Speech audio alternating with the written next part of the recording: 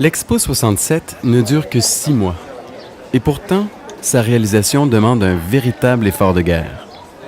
Yves Jasmin, ancien directeur des relations publiques de l'information et de la publicité d'Expo 67, nous parle de la naissance d'Expo. On accuse souvent les gouvernements de tergiverser, d'hésiter, parfois pendant des mois et même pendant des années avant de s'engager. Ça n'a pas été le cas pour l'Expo 67. L'idée a été lancée en 1958 à l'exposition de Bruxelles. Il s'était clamé dans un discours qu'une exposition d'une telle qualité, c'est une merveilleuse façon pour le Canada de célébrer le centenaire de la Confédération en 1967. Le premier ministre Diefenbaker a accepté l'idée d'une exposition à Montréal après avoir consulté Toronto, dont le maire Nathan Phillips a dit « Non, merci, donnez ça à drapeau, il va se ruiner ».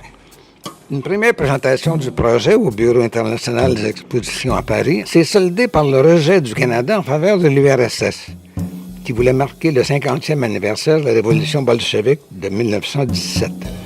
Mais c'était finalement désisté le 1er avril 1962. Donc, Montréal a de nouveau présenté sa candidature, a été agréé en novembre de cette même année, avec le mandat de présenter, 52 mois plus tard, une exposition universelle et internationale, la première dans les Amériques.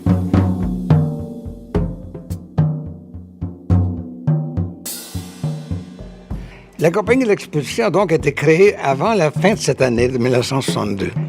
Le commissaire général Paul Bienvenu, le sous-commissaire général Cecil Carsley et le directeur général Claude Robillard, prêté par l'administration municipale de Montréal, y ont été nommés. On parle peu de cette première administration. C'est quand même elle qui a créé le thème de l'expo, son symbole, qui a amené un groupe d'intellectuels à se pencher sur la question à Montebello, qui a lancé par l'entremise du ministère des Affaires extérieures du Canada une invitation à tous les pays du monde à venir participer à cette aventure.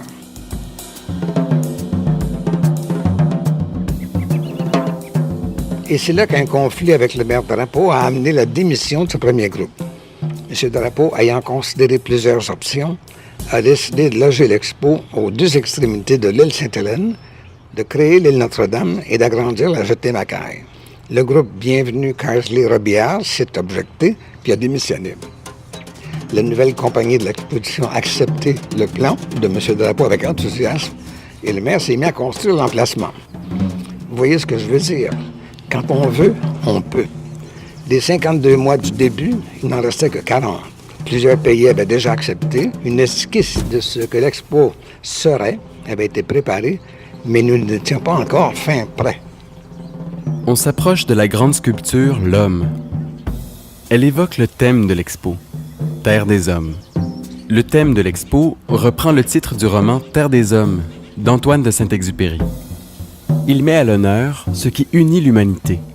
En fait, il reflète aussi très bien le grand optimisme des années 60. On a confiance dans l'avenir, dans l'homme et dans les nouvelles technologies. Arrêtez-vous quelques instants sur la passerelle.